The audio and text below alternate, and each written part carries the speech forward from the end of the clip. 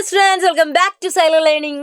മക്കളെ, നമ്മൾ എക്സാം ഇതാ അടുക്കാനായി. അതിൽ പ്രധാനപ്പെട്ടതാണ് നമ്മുടെ സോഷ്യൽ സയൻസ് എന്ന് പറയുന്ന സബ്ജക്റ്റിലെ. സോഷ്യൽ സയൻസ് മാത്രമല്ല, എല്ലാം വളരെ പ്രധാനപ്പെട്ടതാണ്.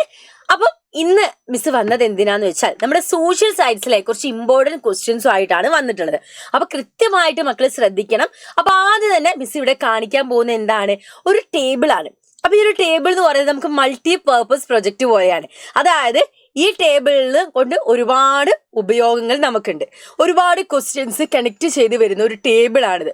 ഇങ്ങനെയായിട്ട് നിങ്ങൾക്ക് ക്വസ്റ്റ്യൻസ് വരും, അല്ലാതെ ക്വസ്റ്റ്യൻസ് വരും. അങ്ങനെ ഒരുപാട് ക്വസ്റ്റ്യൻസ് ഈ ടേബിളിൽ തന്നെ ചോദിക്കും. അപ്പൊ ആദ്യം നമുക്ക് ഈ ടേബിൾ ഒന്ന് പരിശോധിച്ചാലോ മക്കളെ.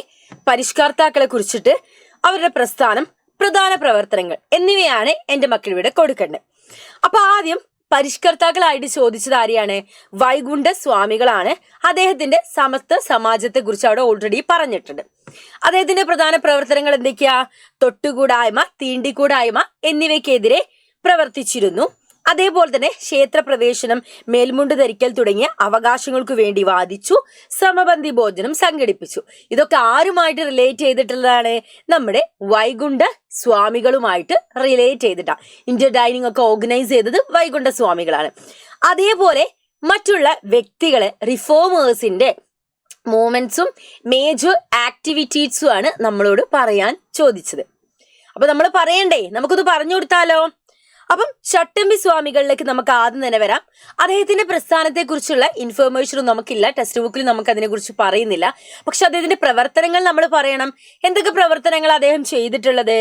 അദ്ദേഹം അധസ്ഥിത വിഭാഗങ്ങളുമായി ഇടപഴകുകയും അവരുടെ സാമൂഹിക പുരോഗതിക്ക് വേണ്ടിയിട്ട് എന്ത് ചെയ്തു? പ്രവർത്തിച്ചിരുന്നു അല്ലേ?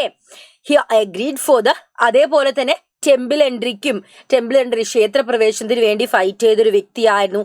ഇന്ത്യൻ ഡൈനിങ് കൊണ്ടുവന്നത്. ഇവിടെ നോക്കിക്കേ, സമൂഹത്തിൽ നിലനിന്നിരുന്ന ബ്രാഹ്മണാധിപത്യത്തെ, മക്കളെ, ഒരു ബ്രഹ്മാനിക്കൽ ഡോമിനൻസിനെതിരെ ഫൈറ്റ് ചെയ്ത വ്യക്തിയായിരുന്നു ആരെന്ന് പറയുന്നത്? നമ്മുടെ ചട്ടമ്പി സ്വാമികൾ എന്ന് പറയുന്നത്. അതേപോലെ തന്നെ അദ്ദേഹത്തിന്റെ പ്രധാന കൃതികൾ കൂടെ ഒന്ന് പഠിച്ചു വെക്കുക. ഏതൊക്കെയാണ്?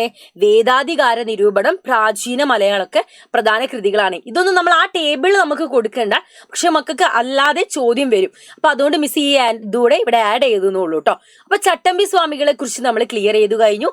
അടുത്തത് ആരെ കുറിച്ചാണ് ചോദിച്ചത്? നമ്മുടെ ശ്രീനാരായണ ഗുരുവിലേക്ക് നമുക്ക് പോകാം. അപ്പൊ ശ്രീനാരായണ ഗുരുവിനെ കുറിച്ച് എന്തൊക്കെ ഇൻഫർമേഷൻ ആണ് നമുക്ക് കൊടുക്കേണ്ടത്? ശ്രീനാരായണ ഗുരുവിന്റെ മൂവ്മെന്റ് ആദ്യം നമുക്ക് നോക്കാം. അദ്ദേഹത്തിന്റെ പ്രസ്ഥാനത്തിന്റെ പേരെന്താണ്?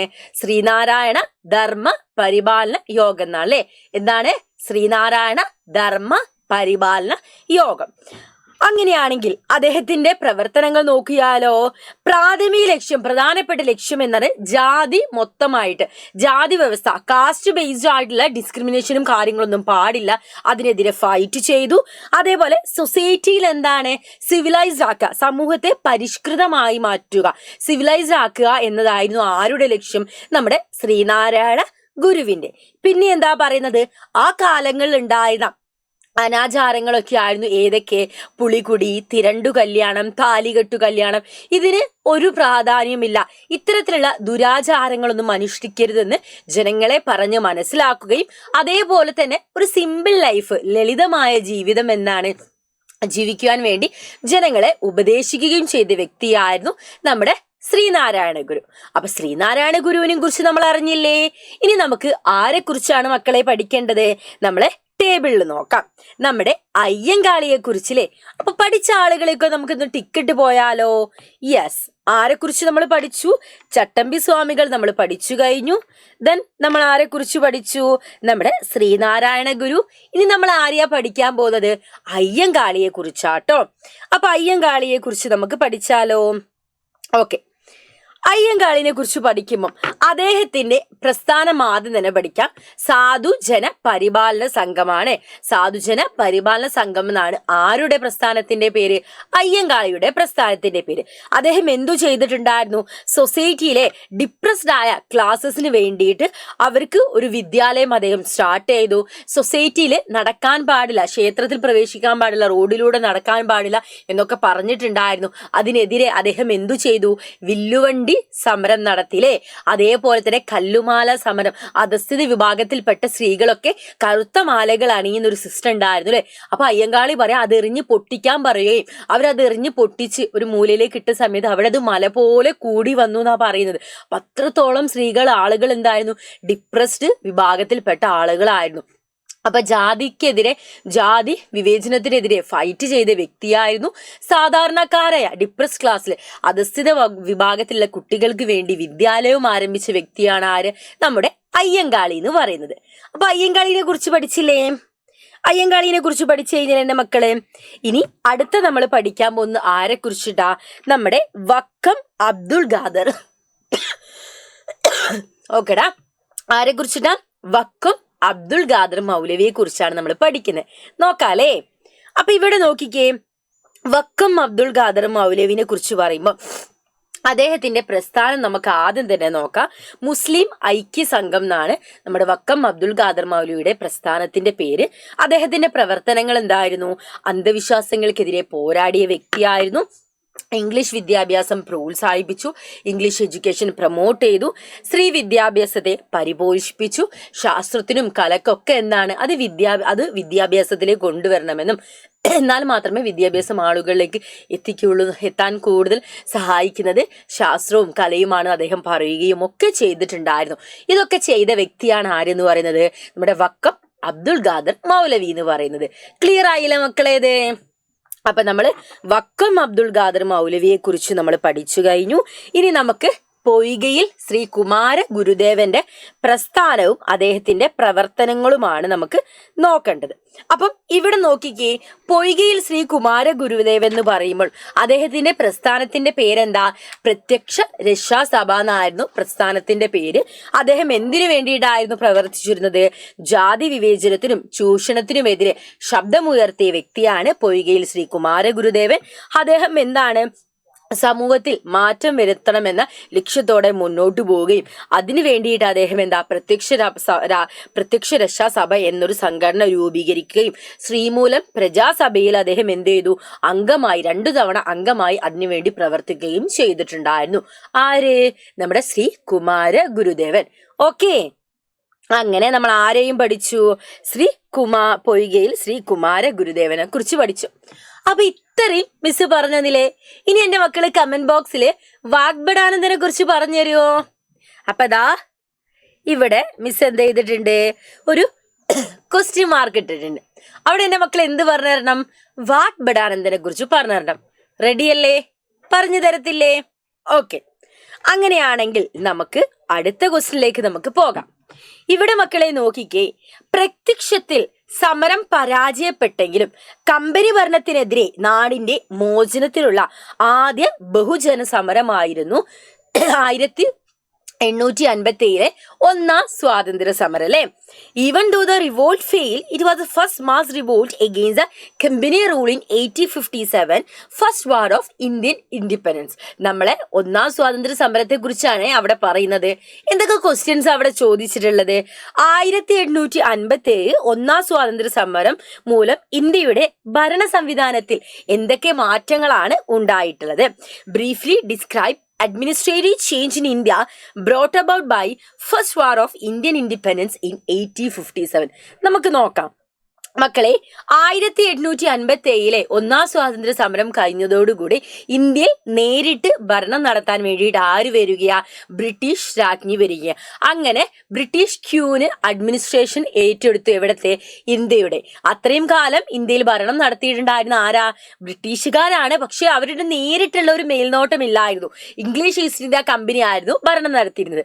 അപ്പം ആദ്യമായിട്ട് ഈ ഒരു മൂവ്മെന്റ് വന്നപ്പോൾ ഇനി എന്താ, നമ്മളിങ്ങനെ ഇവർക്ക് വീണ്ടും ഭരണം നടത്താൻ വേണ്ടി വിട്ടുകൊടുത്താൽ ഇന്ത്യ നമ്മുടെ കയ്യിൽ നിന്ന് പോകുന്നു മനസ്സിലായതോടുകൂടെ ബ്രിട്ടീഷ് ക്യൂൻ നേരിട്ട് ഇന്ത്യയിലെ ഭരണം ഏറ്റെടുക്കുകയാണ് ഉണ്ടായത്. അപ്പൊ ഫസ്റ്റ് ക്വസ്റ്റിന് നമ്മൾ എന്ത് ചെയ്തു? ആൻസർ അവിടെ കൊടുത്തു.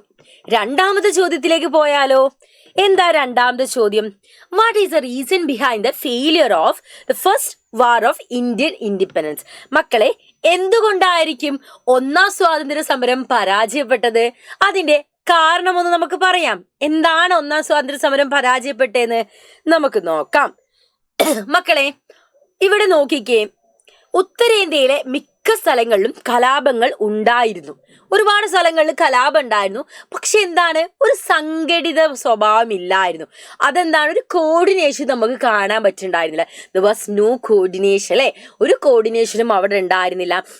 അതേപോലെ തന്നെ the company had all advantage of stronger military power, better weapon and coordination. നമ്മൾ കമ്പനീനെ അപേക്ഷിച്ച് നോക്കുമ്പം ഈ കലാപകാരികളെക്കാട്ടും അവർക്ക് എന്താ, ഒരു ബെറ്റർ കോർഡിനേഷൻ ഉണ്ട്, നല്ല വെപ്പൺസ് ഉണ്ട്, അഡ്വാൻസ്ഡ് ആയിട്ടുള്ള വെപ്പൺസ് ഉണ്ട്, സ്ട്രോങ്ങർ ആയിട്ടുള്ള മിലിറ്ററി പവർ ഉണ്ട്, ശക്തമായ ആർമി ഉണ്ട്, സൈന്യം ഉണ്ട്. അത് നമ്മുടെ യുദ്ധത്തിൽ നമ്മളെ ഇന്ത്യക്കാർ പരാജയപ്പെട്ട ഒരു കാരണമായിട്ട് പറയാം.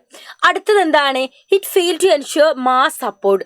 ഒരുപാട് ആളുകളുടെ ഒരു എന്ത് കിട്ടിയിട്ടുണ്ടായിരുന്നില്ല, ജനങ്ങൾ അത്രത്തോളം പിന്തുണ ഈ ഒരു കലാപത്തിന് ലഭിച്ചിരുന്നില്ല.